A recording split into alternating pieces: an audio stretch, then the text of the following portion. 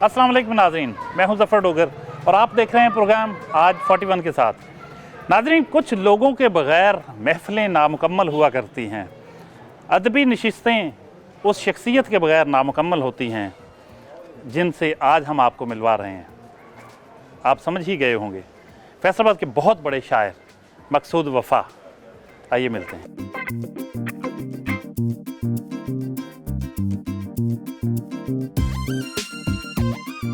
मैंने तारफ़ सिर्फ़ शायरी के हवाले से करवाया, लेकिन मकसूद वफ़ा एक शायर भी हैं। रेडियो पे 15 साल प्रोग्राम करते रहे हैं, आजकल भी करते हैं।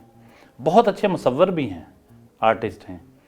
बहुत सी जेहतें हैं इनकी शख्सियत की। आज कुछ बातें करते हैं इनसे। जनाब कैसे हैं, क्या फ़ील कर रहे हैं? अच्छा हूँ, बड़ा अच्छा लगा सुबह सुबह आपका आकर जगाना, क्योंकि मैं देर से जागता हूँ, आज थोड़ा जल्दी जागना पड़ा है तो अच्छा लगा। सो बड़ी प्यारी चमकदार दिन है, आपके आने से मज़ीद चमकदार हुआ है। एक मकसूद वफ़ा जिससे पूरा ज़माना आशना है, थोड़ा सा आप अहवाल ज़िंदगी कहिएगा। कहाँ से सफ़र ज़िंदगी, सफ़र अज़ीज़ का आगाज़ हुआ? पैदा तो यहीं हुए, लेकिन 12 साल के लिए सुना है बाहर चले गए थे बचपन में आप। मैं कुवैत में रहा, मेरा बचपन जो है ब्रॉट अप जो है वो कुवैत में हुआ।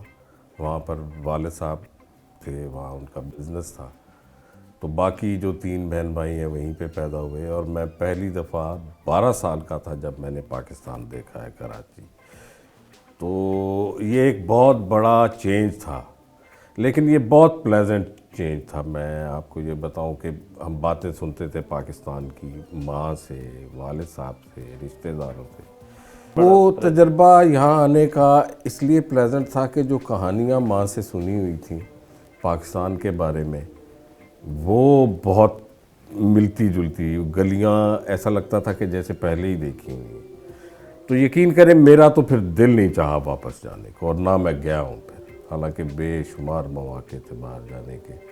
और राइटर को ये मुझे बहुत अर्ली एज में ही महसूस हो गया था कि जो राइटर होता है उसको अपने मुल्क में रहना चाहिए, उसको अपनी मिट्टी, अपने लोगों को नहीं छोड़ना। आपको महसूस कब हुआ था कि आप में राइटर बनने की कुछ सलाहियत है, या बाई बर्थ आप राइटर थे? कुछ रुझानात थे ऐसे कि आप? नहीं हुआ, लेकिन मुझे ये ज़रूर था कि मुझे शायरी अच्छी लगती थी। हमारे घर वहाँ भी कुवैत में भी माँ पढ़ती थी, तो हमें भी बच्चों के रिसाले आते थे। तो वो जब हम ख़ास तौर पे नज़्में में पढ़ता था तो मुझे अच्छी लगती थी, वो एक साउंड मेरे अंदर रचता चला गया। तो 12 साल की उम्र में आप जब पाकिस्तान आए तो कराची उतरे, वहाँ पे परिंदे हमने पहली दफ़ा देखे, टांगे पहली दफ़ा देखे, रेलवे लाइन पहली दफ़ा देखी, और रेलवे में आए। हमने कहा कि हमने इसमें जाना है। तो कई चीज़ें बहुत ही खूबसूरत थी, अपने लोग थे, अपने जैसी ज़ुबान बोलते थे, अपना सारा कुछ था। तो ये तो बहुत ही जाज़बियत मुझे इन चीज़ों में महसूस हुई, बहुत ज़्यादा। तो कराची से फिर बाई ट्रेन हम लाहौर आए, क्योंकि हमारा भाई शहर लाहौर है, हम अंदरून के हैं, लोहारी के। लेकिन यहाँ पे फिर मेरी एजुकेशन हुई, यहाँ ननिहाल थे, जॉब यहाँ पे मिल गई। और ये मुझे तो ये शहर अब तो ये शहर हमारा यही है, लायलपुर। आपकी पैदाइश लेकिन यहाँ? पैदाइश मेरी यहाँ की है, लायलपुर की है, यहाँ ननिहाल था हमारा। तो तालीम कहाँ तक हासिल की? तालीम मैंने 2 मास्टर किए हैं। एक तो प्रोफेशनल, जिस तरह से मैंने सारी उम्र कॉमर्स पढ़ी, फिर बाद में शौक़ के तौर पे एमए उर्दू किया। तो फिर बैंक में सारी उम्र गुजरी, लेकिन पढ़ने लिखने में सारा मेरी ज़िंदगी जो है वो इस तरह से गुजरी, बैंक और शायरी इसके अलावा। अभी हमें नाजरीन को ये बताइए कि मकसूद वफ़ा का बचपन कैसा था? मकसूद वफ़ा का बचपन बहुत ही 2 तरह से है, एक तो बहुत ही खुशहाल और एक बहुत गुर्बत। क्योंकि मेरे वालिद साहब की बहुत जल्दी डेथ हो गई थी, मैं अभी पढ़ता था, बाकी बहन भाई बहुत छोटे थे। तो दोनों चीज़ें हाइप पे जो बच्चा देखता है, उसके बाद जब उसको खुद सारा कुछ करना पड़ता है। एक वक्त तो ऐसा था कि लगता था कि कोई आसमान का बोझ है मेरे सर के ऊपर। लेकिन ये ज़िंदगी है, आप पूरी तरह से अगर इसको गुजारने का हुनर रखते हैं तो मेरा ख्याल है सारी चीज़ें खूबसूरत होती हैं। तो मुझे तो अब बुरे दिन भी बहुत अच्छे लगते हैं, जिनको हम मुश्किल दिन कहते हैं, क्योंकि वहाँ से उठकर यहाँ तक आना मैं समझता हूँ कि मैं इसको ज़िंदगी समझता हूँ। बहुत खूबसूरत, नो रिग्रेट, बहुत ही खूबसूरत ज़िंदगी गुजारी। बचपन गुजरा, बाप का साया सर से उठ गया, एक जिद्दोजहद वाली लाइफ शुरू हो गई, तो शादी के बंधन में कब बंधे? ये मुझे खुद नहीं पता चला, लेकिन आपके इर्द गिर्द जो लोग होते हैं, मैंने बहुत भागा हूँ इससे, लेकिन माँ चूँकि मेरे बहुत करीब थी, तो मैं इस मामले में थोड़ा सा मुश्किल सही, लेकिन फिर मैंने उनकी बात मान ली। अरेंज मैरिज है, प्योर अरेंज मैरिज है। आपने अरेंज मैरिज का जिक्र यूँ किया जैसे कोई आपको पछतावा हुआ। जाहिर है, क्यों नहीं होगा, इसमें तो कोई ऐसी बात नहीं है। ये तो मैं समझता हूँ कि ये जो भी सोचने समझने वाला इंसान है वो मोहब्बत करेगा। एक नॉर्मल इंसान तो आपने भी की होगी, तो वो तो जाहिर है, वो तो अब तक सिलसिला जारी रह सकता है, इसमें तो कोई ऐसी बात नहीं, वो अभी आपसे पूछेंगे, लेकिन पछतावा क्यों हुआ? पछतावा, आप ये पछतावा जो है, और नहीं, ये भी पछतावा बताइए, नहीं है, मैंने आपसे कहा कि कोई रिग्रेट नहीं है। रिग्रेट नहीं है, लेकिन अरेंज का जिक्र मैंने कहा ना कि यूँ लगा कि जैसे कोई शादी के बाद पछतावा हुआ। शायद मैं करना नहीं चाहता था उस वक्त, शायद मैं कुछ और सोचता था कि अभी मेरे पास वक्त है। जब इंसान मोहब्बत करता है तो वो ऐसा क्यों होता है कि वो बेसिकली मुहिब नहीं महबूब बनना चाहता होता है? वो चाह रहा होता है कि जाहिर है, इसकी फलां मुझसे मोहब्बत करे। मंजिलें हैं इसकी कि एक वक्त तो ये आ जाता है, जिस तरह से हमारे बाबा जी ने कहा कि आप पे रांझा हो जाता है बंदा। ये वो मंजिल आ जाती है कि जब आपको फ़र्क महसूस नहीं होता। ये तो जाहिर है, ये तो फ़िलासफ़ी है कि आप असल में ख़ुद बनना चाहते हैं। वो एक जो अकाई है, आप उसकी तरफ सफ़र कर रहे हैं ना। असल में एक मोहब्बत आपको अपनी आइडेंटिफिकेशन की तरफ लेके जा रही है, जिस तरह से कि आप अपनी कायनात की तरफ लौट रहे होते हैं, बुनियादी तौर पर अपने आप को तलाश कर रहे होते हैं। तो जहाँ आपको नज़र आता है कुछ अपना आप, तो आप वहाँ दिलकशी महसूस करते हैं, अट्रैक्ट होते हैं। तो ये तो जाहिर है, ये तो होगा। आप अपनी मोहब्बत को जैसे लफ्ज़ों में बयान करते हैं तो कैनवस पर भी उतारते हैं, अब रंगों के ज़रिए भी अपनी मोहब्बत का इजहार कर रहे होते हैं। जी जी।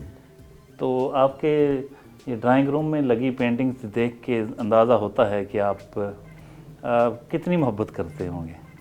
अच्छा, ये रंग मुझे वैसे ही अच्छे लगते हैं, मैं खेलता रहता हूँ। बस मुझे एक है कि मेरे पास उतना टाइम नहीं है जितना ये मांगती है ये चीज़, लेकिन मैं लगा रहता हूँ इन रंगों के साथ। जाहिर है, इसमें भी रिफ्लेक्शन, तो जो भी कुछ है मोहब्बत का फैलाव है, तो अगर शायरी में आ रहा है तो रंगों में भी आएगा, आपके पॉइंट ऑफ व्यू में भी आएगा, आप जो सोचते हैं उसमें भी आएगा।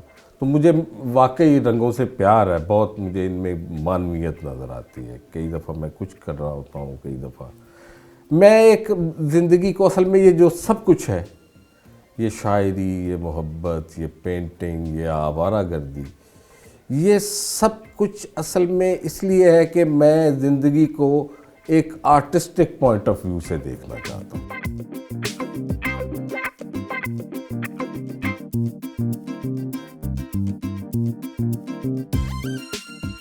नाज़रीन, खाने की मेज़ पर, नाश्ते की मेज़ पे मौजूद हैं मकसूद वफ़ा साहब की फैमिली है, इनकी मिसेज़ हैं, 2 बेटे 1 बेटी।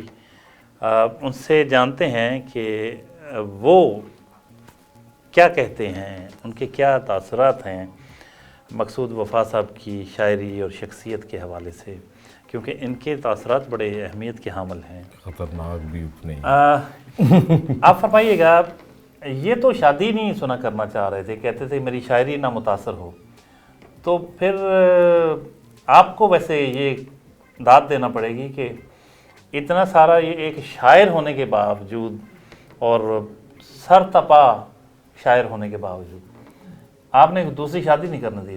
दूसरी शादी की ज़रूरत नहीं थी, बस वो एक ही शादी के मतलब घर की जिम्मेदारियां जो थी ना, ये इतनी पूरी कर सकते थे, तो जाहिर है उन्हें नहीं ज़रूरत महसूस हुई होगी दूसरी शादी की। लेकिन वो इन्होंने ज़िंदगी तो बहुत भरपूर गुजारी। हाँ जी। लेकिन थे तो शायर और हैं शायर। हाँ जी, बिल्कुल है।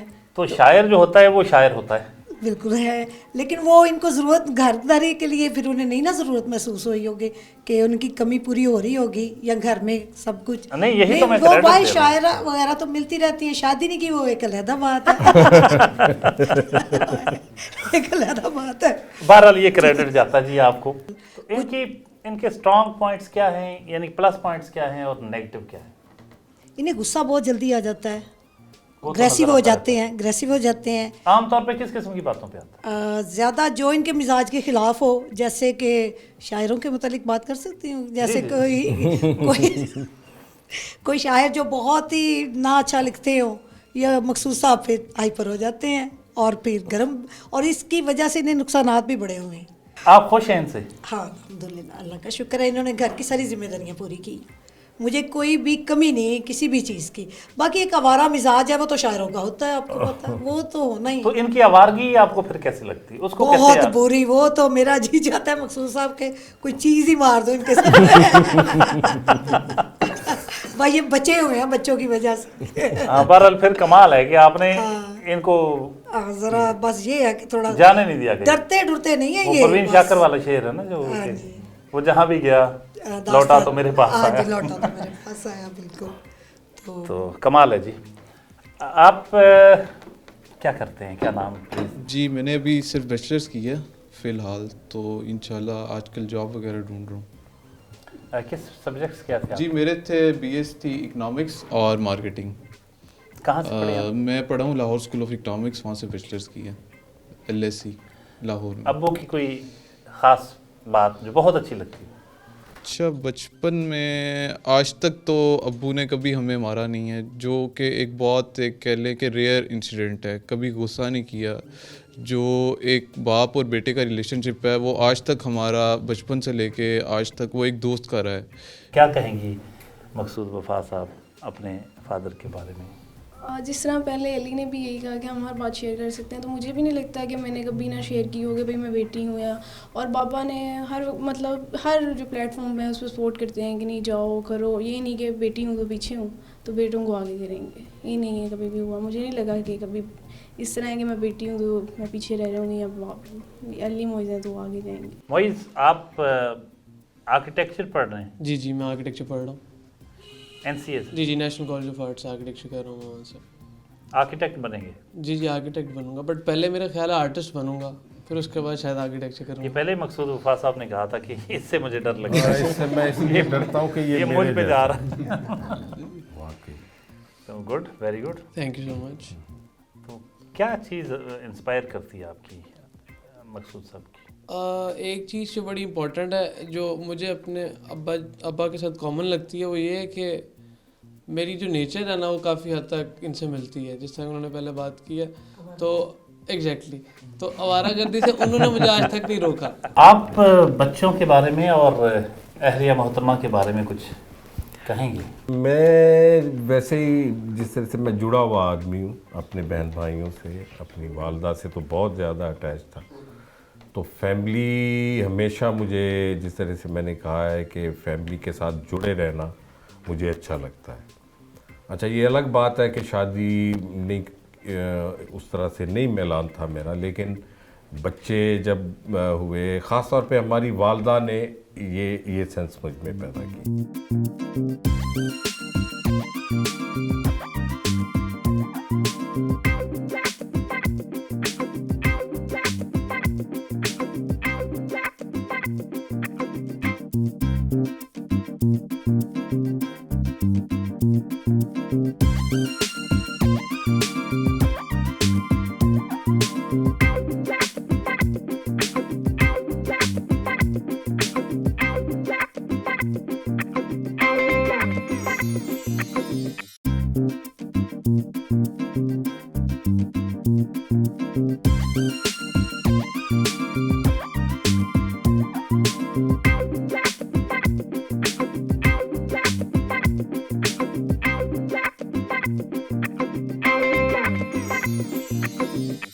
हम देखते हैं एजेंडा सेट होता है कि क्या पब्लिक की डिमांड क्या है।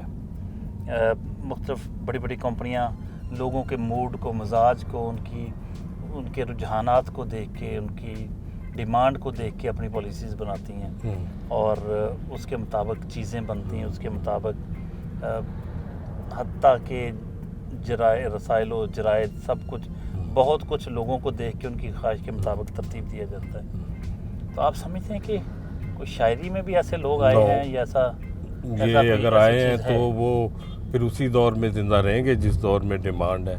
शायर अपना जहान खुद पैदा करता है। ये इंतहाई गुमराह कुन बात है कि हम अगर इस कमर्शलिज्म के पीछे, शायर ऊपर है, शायर खुद ट्रेंड सेटर होता है, उसको देर लग सकती है क्योंकि शायर की जो तरक्की है वो सीधी होती है, बाकी उफ़क़ी तरक्की कर रहे होते हैं। तो शायर को इस कमर्शलिज्म में ये है ही नहीं कमर्शियल चीज़, जो सोचता है फिर वो कोई और कारखाना लगा ले, वो कोई कपड़े का काम शुरू करे, कोई साइकिलों का काम शुरू कर ले, शायरी से उसका कोई, आप देख लें आपके सामने है, ये पिछले 20-30 साल तो मैंने देखे हैं, कुछ लोग आए बड़े मशहूर हुए और फिर पता ही नहीं चला किधर चले गए। ये हर अहद में होता है, लेकिन वो आदमी जो अपना रास्ता खुद तलाश कर रहा होता है वो आखिरकार उसको लोग मानते हैं और वही ट्रेंड होता है।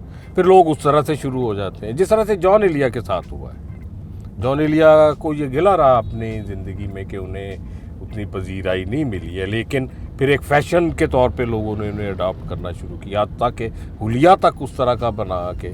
तो आप अपनी कब्र पे अपना कतबा लगाएं, शायरों अदीबों से ये मैं कहता हूँ, वरना आपका कोई पता नहीं चलेगा कि आप किस कब्र में हैं। अच्छा आपको तो चाहने वाले बहुत हैं, खुद आप किस शायर को पसंद करते हैं? मुझे बहुत ज़्यादा शायर पसंद हैं, उनमें एक लंबी फहरिस्त है, हो सकता है कि मैं उसका ज़ाहिर गालिब और मीर तो सामने, ये अगर आप नहीं पढ़ेंगे तो आप नहीं कुछ कर सकते। मुझे जो नए शायरों में जो पसंद है, ज़ाहिर है जब हम बड़े हो रहे थे तो फैज़ साहब का एक लहजा जो था वो, और हम मेरी नस्ल ने तो माशाल्लाह में, और बड़े सख्त और घिनौना वो माशाल्लाह था ज़िया-उल-हक का, तो वो एक चीज़ उसमें फैज़ साहब का लहजा अच्छा लगा। फराज की किताबें हमारे तकिए पर नीचे पड़ी रहती थीं, फिर वो बदला तो मजीद अमजद आ गए, वो एक बिल्कुल डिफरेंट एरिया था, वो हमें आशनाई हुई। फिर नूर मीरा जी मुझे बहुत पसंद है, अपने तमाम तर इबहाम के समेत मीरा जी इतनी दिल आवेज़ी से नज़में और गज़लें और गीत वो लिखते हैं, मुझे ये लोग पसंद हैं। तो बेशुमार इसके अलावा नए लोग बहुत सारे पसंद हैं जो भी अपना काम कर रहे हैं, अभी मुकम्मल नहीं हुआ, तो देखते हैं कि वो किस करवट में बैठते हैं, ख़ुद हम भी उन्हीं में से हैं। जी, आप जब लिखते हैं तो किसी ख़ास हालत में होते हैं या शायरी को नाज़िल हो रही होती है या इसका एहतमाम करते हैं? जो शायर होता है ना वो रहते ही ख़ास हालत में है। ये देखें मैं आपके साथ बैठा हुआ हूँ, लेकिन मेरे अंदर एक शायराना फ़ज़ा जो है ना वो मौजूद है, वो मैं उससे अलग नहीं होता हूँ। शायरी होती ही यही है, ये भी नहीं होता कि आप लिख रहे हैं हर वक्त, आप उस फ़ज़ा में मौजूद हैं। मसलन ये दरख्त, ये नहर का किनारा जहाँ से हम गुज़र रहे हैं, आपकी मौजूदगी, ये सब कुछ मेरे लिए पोएटिक है। मैं इसको उस तरह से देख रहा होता हूँ, हर वक्त मैं उसमें रहता हूँ। यानी ये हालत कमोबेश रहती है मेरी, कमोबेश ये हालत रहती है। तो उसमें एक ऐसा पॉइंट ज़रूर आता है कि जहाँ आप मजबूर हो जाते हैं, वो आपको मजबूर कर देती है कि तुम अब बैठ जाओ और इसको लिखो। और अगर आप नहीं लिखेंगे उसको तो मेरा ख्याल है इतनी तवज्जो या इतना वक्त आप उसको नहीं देंगे तो मेरा नहीं ख्याल कि शायरी आप पे मेहरबान हो। ये एक नाजुक ख्याल महबूबा है। पापड़ा सिटी पहुँचे हैं, कैनार रोड पर एक बड़ी जदीद डेवलप्ड कॉलोनी है और यहाँ ऑफिस है मकसूद वफा साहब का। क्या ऑफिस चलते हैं।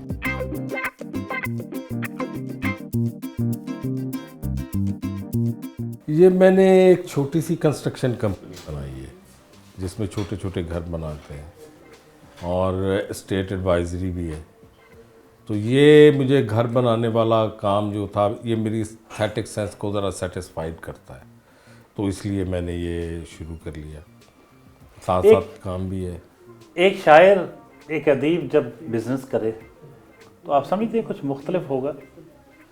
मुख्तलिफ तो होगा और अच्छा कर सकता है, मैं समझता हूँ। उसको थोड़ा सा अपना मिजाज आशना होना चाहिए अपना। तो कई रास्ते हैं कि शायर अदीब कर रहे हैं बिज़नेस और बहुत अच्छा कर रहे हैं।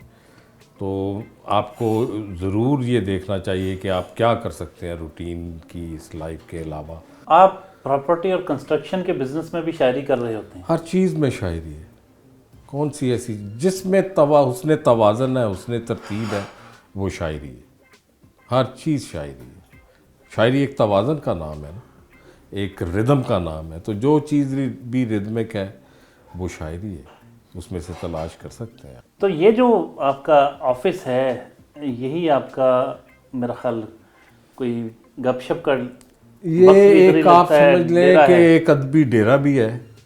जब शाम होती है तो फिर दोस्त आना शुरू हो जाते हैं, फिर हम अपनी गपशप लगाते हैं। हाँ, कई मरतबा जो तन्हाई होती है वो भी एक अंजुमन ही है, उसमें भी मैं बड़ा एंजॉय करता हूँ। म्यूज़िक सुनता हूँ, पढ़ता हूँ, लिखता हूँ, जो मेरा जी चाहता है वो मैं करता हूँ यहाँ पे, उस आज़ादी के साथ। ये एक किस्म का स्टूडियो अपार्टमेंट आप इसको समझ लें, उस तरह का है। आपको देखकर, आपसे मिलके, आपके बारे में जानकर ये मालूम हुआ कि आप अपनी मर्ज़ी के मालिक हैं, ज़्यादातर मर्ज़ी के साथ जिए हैं। तो काफ़ी मुश्किल नहीं है ये? मुश्किल तो आएगी जब आप अपनी मर्ज़ी करेंगे, लेकिन उसके लिए आपको जवाज़ पेश करने पड़ते हैं। अगर आप अपनी बाकी चीज़ों में मतवाज़न जा रहे हैं तो आपको ये तन्हाई मिल जाएगी जो आप चाहते हैं। तो इसके लिए ज़ाहिर है मुश्किल आती है अपनी मर्ज़ी करने में। वो जो शायर ने कहा था कि वेले नालों अगे लंघन दी सज़ा, बंदा कल्ला रह जाना, तो ये दुरुस्त वो है? भी खूबसूरत है तन्हाई। ऐसी तन्हाई के दिल झूमने गाने लगा है, अब कहीं जाके तेरा हिजर ठिकाने लगा है। हाय हाय हाय। तो बास चीज़ों को ठिकाने के पर लगाने के लिए आपको तन्हाई बहुत ज़रूरी है, बहुत ज़रूरी है। वापडा सिटी में मेन पार्क जो है अज़हर मजीद पार्क, यहाँ पहुँचे हैं। बहुत खूबसूरत पार्क है। इसके किसी कोने में बैठ के कुछ बातें करते हैं।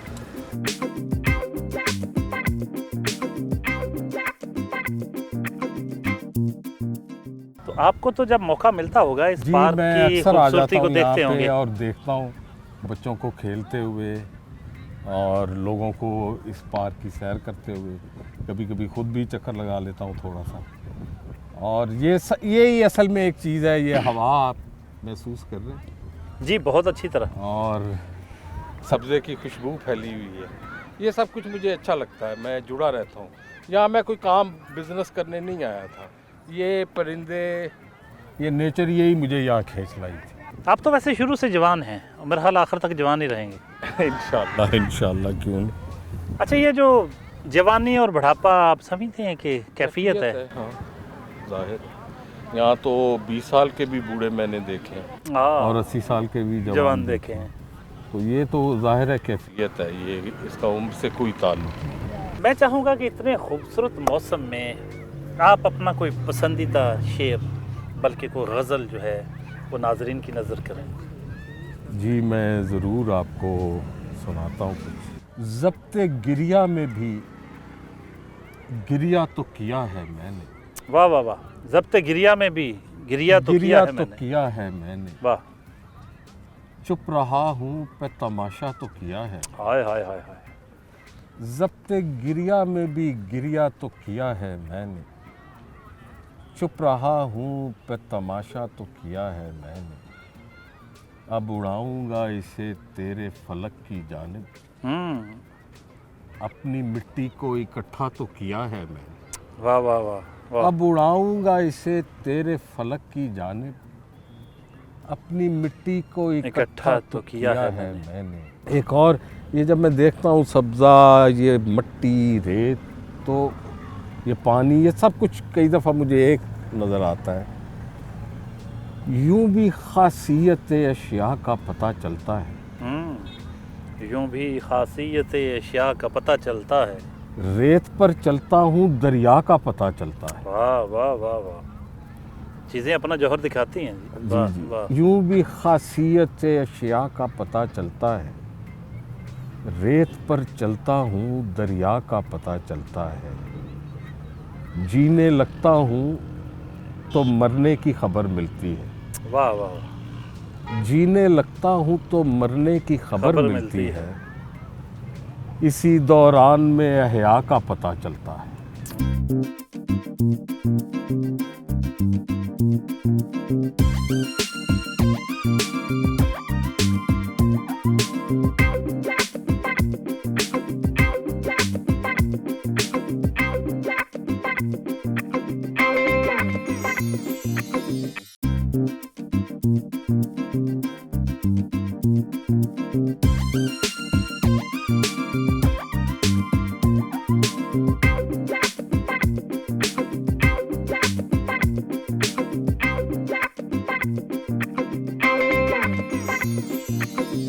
एक मारूफ सिंगर अली अब्बास, उन्होंने एक धुन बनाई है, उस धुन को जो एक गज़ल की तर्ज बनाई है उसको सुनने के लिए आए हैं। और इसके साथ एक मकामी रेडियो स्टेशन का भी ऑफिस है, यहाँ बहुत अरसा प्रोग्राम किए हैं, एक खूबसूरत प्रोग्राम किए हैं मकसूद वफ़ा साहब ने। ये दोनों जगह आपको दिखाते हैं, आइए।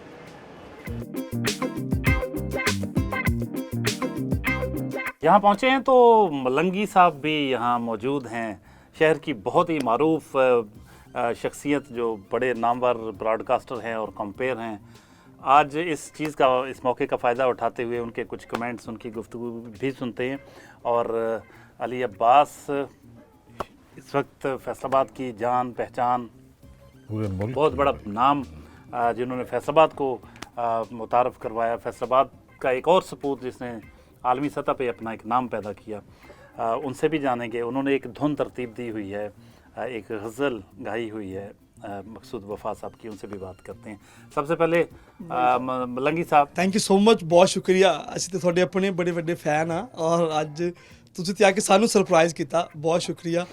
ਔਰ ਬਲਕਿ ਅੱਜ ਵਫਾ ਸਾਹਿਬ ਨਾਲ ਮਕਸੂਦ ਵਫਾ ਸਾਹਿਬ ਅਕਸਰ ਔਕਾਤ ਕਹਿੰਦੇ ਹੁੰਦੇ ਨੇ ਕਿ ਵਫਾ ਮੇਰਾ ਨਾਮ ਹੈ, ਮੇਰੀ ਜ਼ਿੰਮੇਵਾਰੀ ਨਹੀਂ।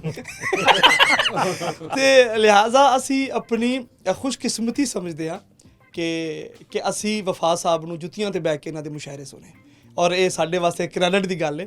अली अब्बास साहब से भी जानते हैं जी, जी मकसूद वफ़ा साहब को कब से और कैसे जानते हैं? बिल्कुल, वफा साहब से मेरा जो एक प्रॉपर ताल्लुक़ बना है वो तो रेडियो की वजह से बना था, लेकिन मैंने इनके कुछ मुशायरे सुन रखे थे पहले से ही, और फिर जब इनसे मुलाकात हुई तो एक ज़ाहिर है इनका जो एक शख्सियत का ऑरा है वो इतना बड़ा था कि हम इन्हीं के होके रह गए। तो इनसे बहुत मोहब्बतें, साथ साथ ये भी बताऊँ कि मेरा थोड़ा सा ताल्लुक़ थोड़ा गज़ल सिंगिंग की तरफ ज़्यादा रहता है, तो मुझे इनकी ज़रूरत पड़ती रहती है। सो मैं कभी भी इनको रात के 3 बजे भी कॉल कर देता हूँ कि ये तलफ़ुज़ कैसे है। मैं ये भी कहूँगा कि ये हमारे साथ में से भी है। अच्छा, कुछ जो गज़ल एक इनकी आप जी बिल्कुल। तरतीब दी है आपने धुन, कुछ सुनाएंगे बोल उसके? मैं बिल्कुल, अभी हम उसको रिकॉर्ड कर रहे हैं, और जैसे कि आजकल एक अनप्लग सा एक वर्जन उसका हम बना रहे हैं, सो पेशे खिदमत थोड़ा सा मैं आपको सुना देता हूँ।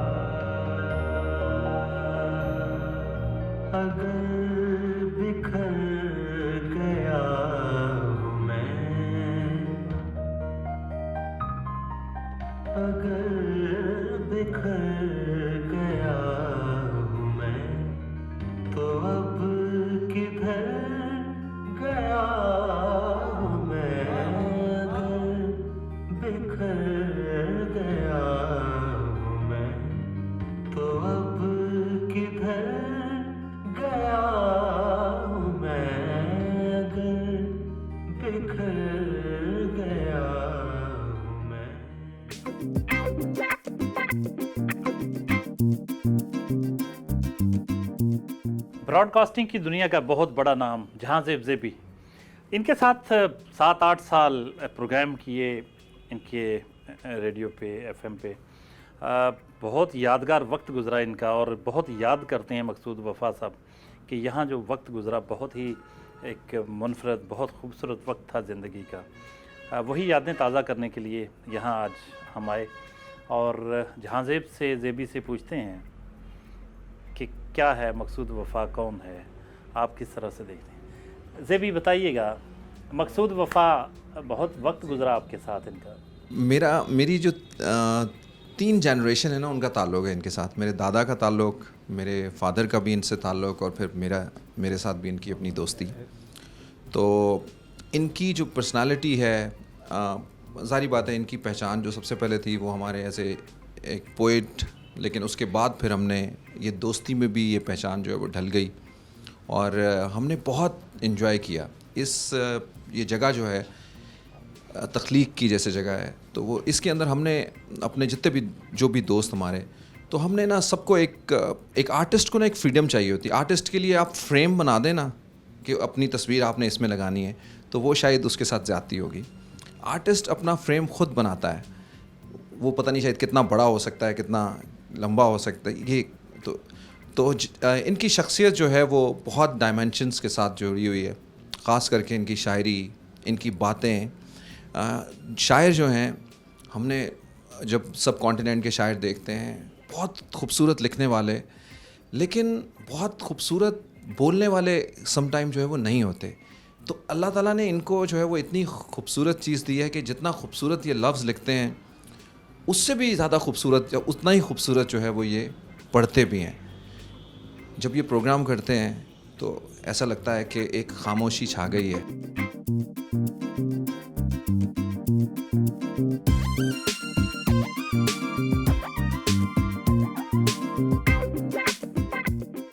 ख़ातीनो हज़रात, मैं मकसूद वफ़ा हूँ और आज एक अरसे के बाद जब मैं ये सीढ़ियाँ चढ़ रहा था तो एक कहानी चल रही थी।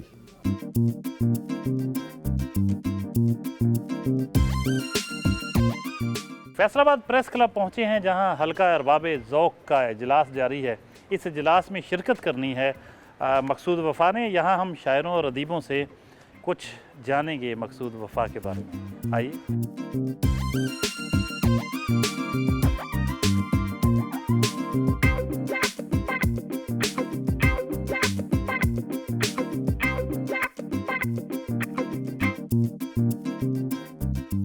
जी, हल्का अरबाब ज़ौक़ का इजलास अभी अभी इख्तिताम पजीर हुआ है। इस इजलास में डॉक्टर तारक हाशमी साहब ने अपना मजमून पढ़ा और इस पर फिर तनकीद हुई, बहुत खूबसूरत बहस हुई। हिस्सा लिया इसमें मकसूद वफ़ा साहब ने भी।